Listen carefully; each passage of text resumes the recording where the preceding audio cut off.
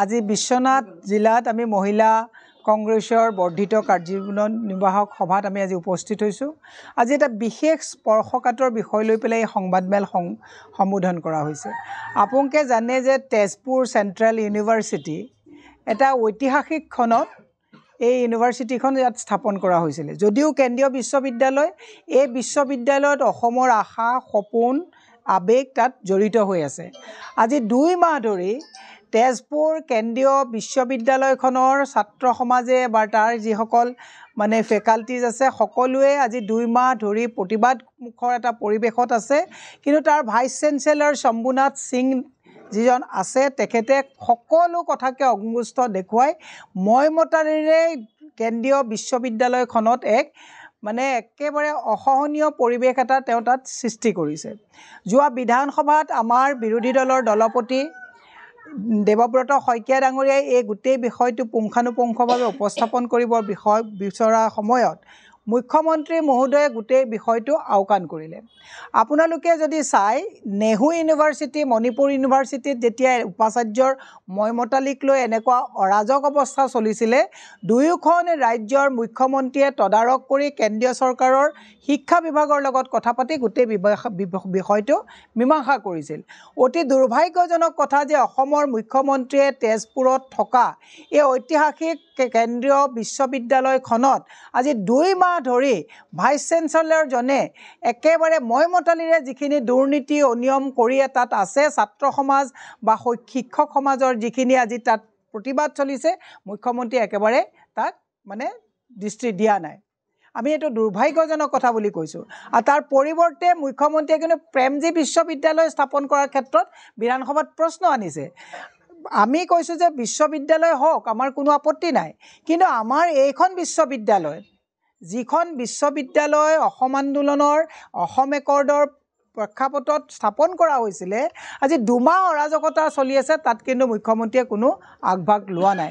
মই অসমৰ সুধী সমাজক, অসমৰ শিক্ষিত সমাজক, আমাৰ মেধা অসমত পণ্ডিত লোক আছে, সকলোকে এটা কথা কৈছোঁ যে আপোনালোকে সকলোৱে দৃষ্টি নিক্ষেপ কৰি মুখ্যমন্ত্ৰীক আপোনাৰ কেন্দ্ৰীয় চৰকাৰৰ লগত যাতে তেওঁ এটা ব্ৰিজ হিচাপে কাম কৰি পেলাই যাতে এই গোটেই অনিয়মখিনি হঠকাৰী যিখিনি কাম ভাইচ চেঞ্চেলৰে কৰিছে। এখন 500 টকীয়া প্লাষ্টিকৰ চকীৰ দাম তেওঁ 5,500 টকা দাম কৰিছে। এখন প্ৰায় 3,500 টকাৰ বিছানা হোষ্টেলত দিয়া সেই বিছানাখনৰ দাম 18,500 টকালৈকে লৈ গৈছে।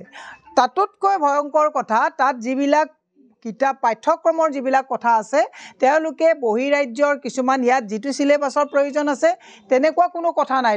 তেওঁলোকে বেলেগৰ লগত কথা পাতি পেলাই এই প্ৰায় 6 কোটি টকাৰ যিটো নিয়ম বহিৰ্ভূতভাৱে কিতাপৰো তেওঁলোকে যিখিনি আদান প্ৰদান বহিৰাজ্যৰ বনিয়াৰ লগত কৰিছে, অত্যন্ত দুৰ্ভাগ্যজনক কথা। অসমৰ শিক্ষা সমাজক লৈ মই আজি 8 মাহৰ আগতেও কৈছোঁ যে বিল্ডিং ঠিকেই বনিছে, আৰু যদি আপুনি চেণ্ট্ৰেল ইউনিভাৰ্চিটি বুলি কয় এনেকুৱা নহয়। আমাৰ বৰ্তমান শিক্ষাৰ একে উচ্চ স্তৰত থকা যিকেইখন বিশ্ববিদ্যালয় আছে, প্ৰত্যেকখনতে বহিৰাজ্যৰ মানুহৰ হাতুৰি পৰিছে।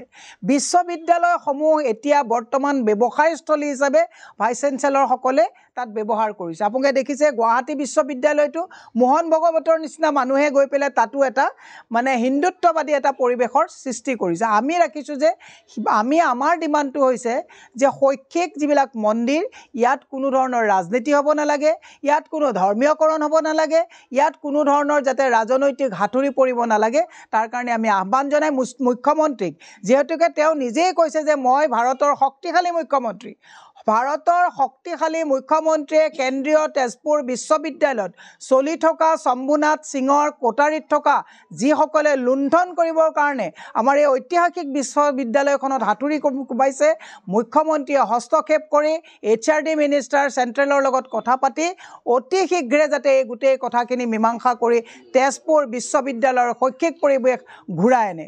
আপোনালোকে যদি চাই তাত লাচিত বৰফুকন যিটো ছাত্ৰাবাস আছে, তাত পানীয়ে এনেকুৱাকৈ পৰে, সেইবিলাকত কিন্তু উপাচাৰ্যজনৰ কোনো ধৰণৰ দৃষ্টি নাই।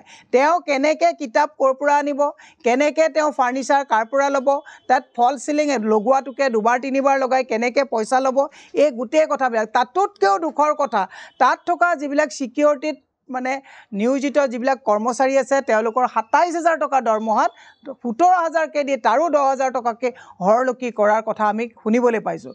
যোৱাকালি আমি বিশ্ববিদ্যালয়খনত আমি গৈছিলোঁ, আমাৰ NSY সভাপতি কৌশিক কাশ্যপো মোৰ লগত আছিলে। গতিকে আমি এটা কথাই কৈছোঁ যে মুখ্যমন্ত্ৰীয়ে বহুত বাহ লৈ থাকি লাভ নাই। ধাৰৰ ওপৰত ধাৰ, আজি কেগৰ যদি আপুনি ৰিপৰ্ট চাই অসমীয়া আৰু ধাৰৰ বহন ক্ষমতা ল'ব পৰা অৱস্থাত নাই। অহা 26লৈ যদি এখন চৰকাৰ থাকে, অসমৰ ৰাইজে কেনেকৈ সুদে মূলে ধাৰ চৰকাৰৰ পৰিশোধ কৰিব তাৰ চিন্তাত অসমৰ ৰাইজ কুঙা হ'ব, ইতিমধ্যে কুঙা হৈছে।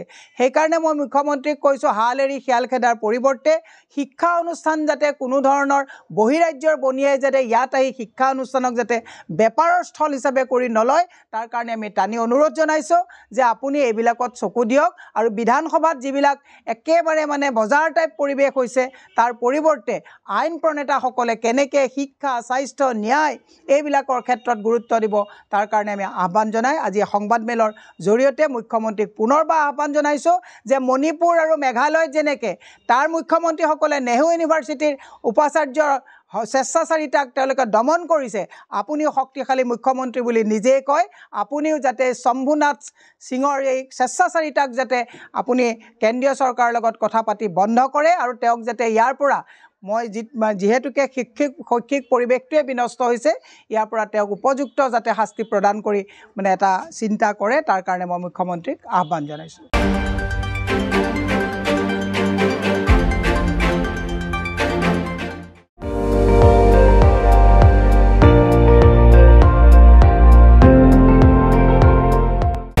আপুনি চাই আছে ND24, সৰ্বশ্ৰেষ্ঠ নহয় সৰ্বোত্তমৰ দৌৰত।